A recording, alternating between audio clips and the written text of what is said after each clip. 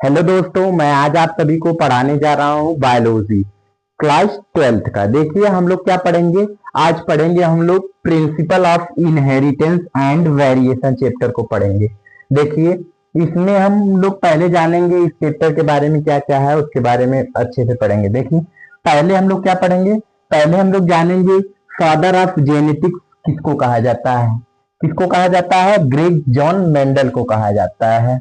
अब इसके बाद के बारे में मेंडल ने क्या क्या बताया इस चैप्टर में, उसके बारे में अध्ययन करते हैं। देखिए पहले क्या है, मेंडल जो थे क्या है, एक्सपेरिमेंट किए थे। किस पे किए थे? मटर का जो पौधा होता है, पी जिसको हम लोग बोलते हैं, उस पे एक्सपेरिमेंट किए थे। उसका नाम क्या है? पाइसम। पी का नाम क्या है? साइंटिफिक नेम पाइसम है।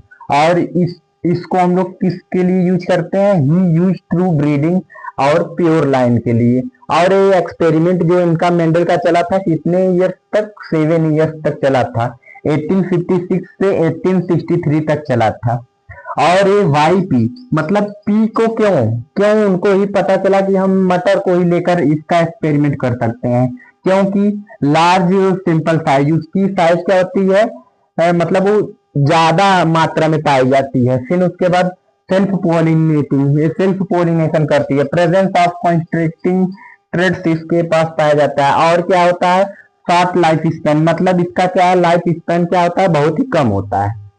इसलिए मटर पे प्रयोग किए थे मेंडल साहब। फिर उसके बाद देखिए अब इस चैप्टर में हम लोग आगे पढ़ेंगे इनहेरिटेंस किसको कहते हैं। इनहेरिटेंस देखिए किसको कहते हैं, passing on characters from parents to offspring, उसको क्या बोलते हैं? इनहेरिटेंस कहते हैं। मतलब जो क्या होता है, कैरेक्टर हमारे माता पिता से हमारे अंदर आता है, उसी को क्या बोलते हैं? इनहेरिटेंस बोलते हैं। वेरिएशन किसको बोलते हैं? Degree of difference between parents and offspring. Variation उसको बोलते हैं जैसे हम अपने माता पिता से कैसे या कितना अलग दिखते हैं, उसी को क्या बोलते हैं? वेरिएशन बोलते हैं। फिर उसके बाद देखिए, फिर उसके बाद क्या है, मेंडल बताए थे क्या है, कैरेक्टर के बारे में बताए थे। कैरेक्टर क्या क्या, वो जो मटर का पौधा है उसमें क्या क्या कैरेक्टर होता है, कैसा कैसा कलर पाया जाता है, उसके बारे में बताए थे। देखिए पहला क्या होता है, कैरेक्टर। कैरेक्टर देखिए कितने होते हैं? 7 होते हैं। अब देखते हैं पहला क्या है, सीड शेप। सीड शेप क्या होता है? फिर उसके बाद क्या है, राउंड होता है। सीड शेप क्या होता है? राउंड होता है। और क्या है, डोमिनेंट ट्रेड, क्या इसको भी बोलते हैं डोमिनेंट ट्रेड। और क्या होता है, रिसेसिव ट्रेड। देखियो राउंड शेप क्या होता है, डोमिनेंट ट्रेड। फिर रिसेसिव क्या होता है, व्रिंकल्ड होता है। फिर उसके बाद सीड का कलर क्या होता है, डोमिनेंट ट्रेड में क्या होता है, येलो होता है। और रिसेसिव ट्रेड में क्या होता है, ग्रीन होता है। और तीसरा फ्लावर कलर जो होता है, डोमिनेंट ट्रेड में वॉयलेट होता है, रिसेसिव ट्रेड में व्हाइट होता है। और फ्लावर पोजीशन जो होता है, डोमिनेंट ट्रेड में एक्सियल होता है, रिसेसिव ट्रेड में टर्मिनल होता है।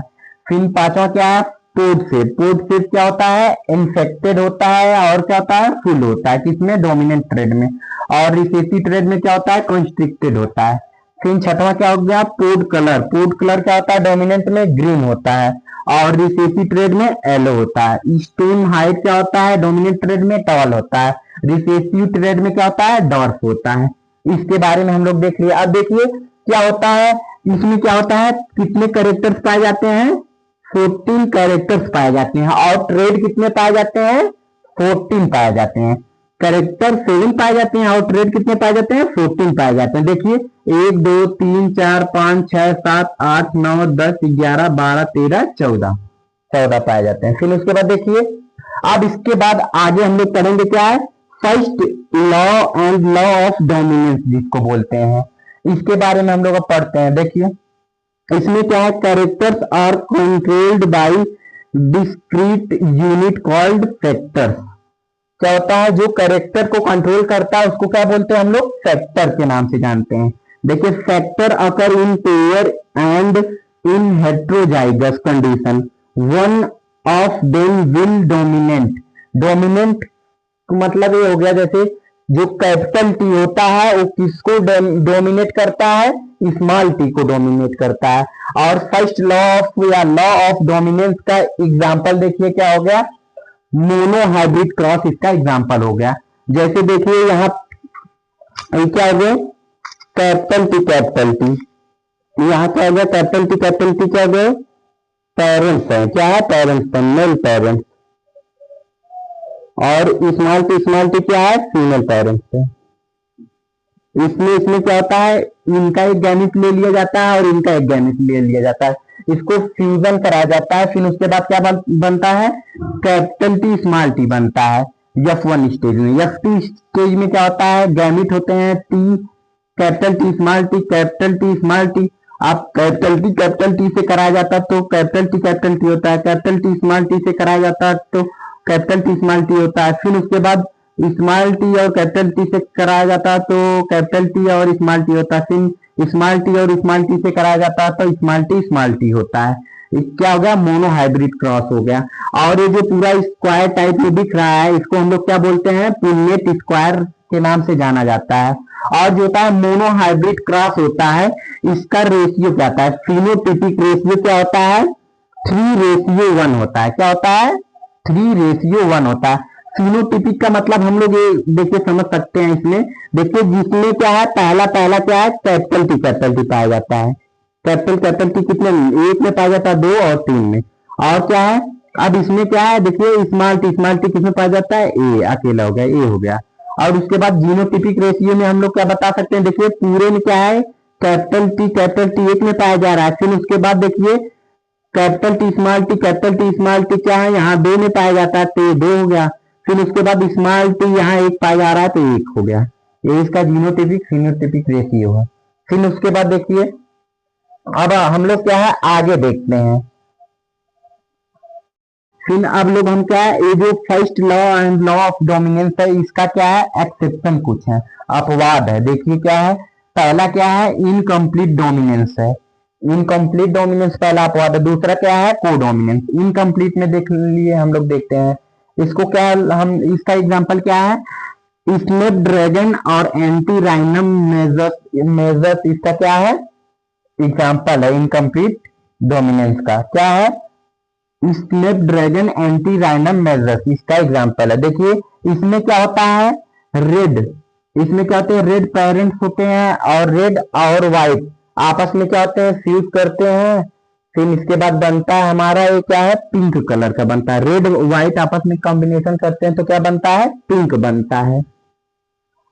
और एक इसमें होता है इनकम्प्लीट डोमिनेंस में, इसमें क्या होता है, जीनोटिपिक एंड फिनोटिपिक रेशियो क्या होता है, सेम होता है, 1:2:1 होता है।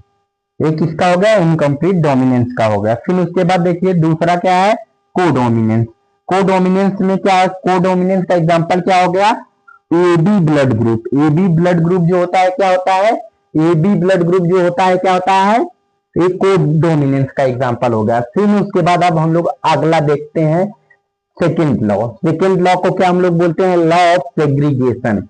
इसको देखिए सेग्रीगेशन से ही हम लोग समझ सकते हैं क्या है, ये बता रहा है किसी चीज को क्या है, सेपरेट करना, अलग करना।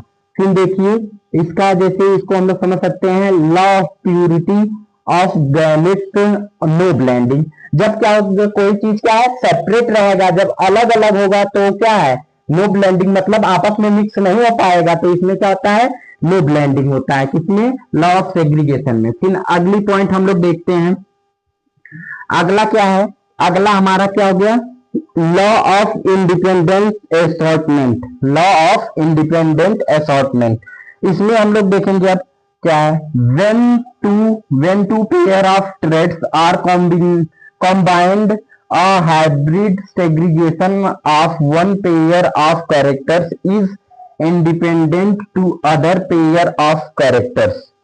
ये क्या बता रहा है, बता रहा है यही कि क्या होता है, इसमें क्या है, हाइब्रिडाइजेशन होता है। हाइब्रिडाइजेशन होता है तो इसका एग्जांपल क्या हो जाएगा, डाई हाइब्रिड क्रॉस का एग्जांपल हो जाएगा, किसका, लॉ ऑफ इंडिपेंडेंट असॉर्टमेंट का। देखिए इसका एग्जांपल ये हो गया, इसमें क्या है, कैपिटल आर और कैपिटल वाई, और इसमें क्या है, स्मॉल आर स्मॉल वाई, और मतलब स्मॉल आर और स्मॉल वाई, ये आपस में क्या करते हैं, इसमें से क्या आ जाएगा हमारा, कैपिटल आर और कैपिटल वाई यहाँ पर आ गया। फिर इसमें स्मॉल आर स्मॉल वाई आ गया, तो आपस में क्या है, फ्यूज हुए। फ्यूज होने के बाद ये क्या बना लिए, देखिए कैपिटल आर, स्मॉल आर और कैपिटल वाई और स्मॉल वाई। फिर उसके बाद देखिए इनका गैमेट होता है, कैसे गैमेट इसमें पाया जाता है। देखिए पहला क्या पाया जाता है, पहला कैपिटल आर और कैपिटल वाई, दूसरा क्या होता है कैपिटल आर और स्मॉल वाई, और तीसरा क्या होता है स्मॉल आर और कैपिटल वाई, और चौथा क्या होता है स्मॉल आर और स्मॉल वाई। 4 गैमेट्स होते हैं इसमें डाइहाइब्रिड क्रॉस में। अब देखिए इसका जब हम लोग पुनेट स्क्वायर बनाते हैं उसमें जब सॉल्व करते हैं तो इसमें क्या फिनोटिपिक रेशियो क्या आता है 9:3:1 आता है इसका फिनोटिपिक रेशियो। डाइहाइब्रिड क्रॉस का फिनोटिपिक रेशियो क्या है 9:3:1 और फिनोटिपिक रेशियो क्या है इसका जीनोटिपिक रेशियो क्या है इसका 1:2:1। फिर उसके बाद क्या बोलेंगे 2:4:2। फिर क्या बोलेंगे 1:2:1। इसको याद करने का देखिए क्या ट्रिक है, पहले क्या है 1:2:1 है, फिर उसके बाद क्या है 2:4:2 है, फिर लास्ट में क्या है 1:2:1 है। इसको आप लोग याद कर लीजिएगा। फिर उसके बाद देखिए अब इसी में हम लोग देखते हैं लॉ ऑफ इंडिपेंडेंस असॉर्टमेंट में क्या है, एक क्या आया था chromosomal theory of inheritance. Chromosomal theory of inheritance एक टॉपिक है, इसकी खोज कौन किया था, क्रोमोसोमल थ्योरी ऑफ इनहेरिटेंस का खोज कौन किया था सटन एंड बोवरी ने किया था। कौन किया था सटन एंड बोवरी ने किया था। फिर उसके बाद देखिए 19 में मतलब 19,000 में क्या है 19,000 में 3 वैज्ञानिक आए थे जो क्या है मेंडल जो डिस्कवरी किए थे उसके बारे में इन्होंने फिर से बताया। पहले थे ह्यूगो डे व्रिस, दूसरे थे कार्ल कोहेरेंस, तीसरे थे वॉन तसेरमक।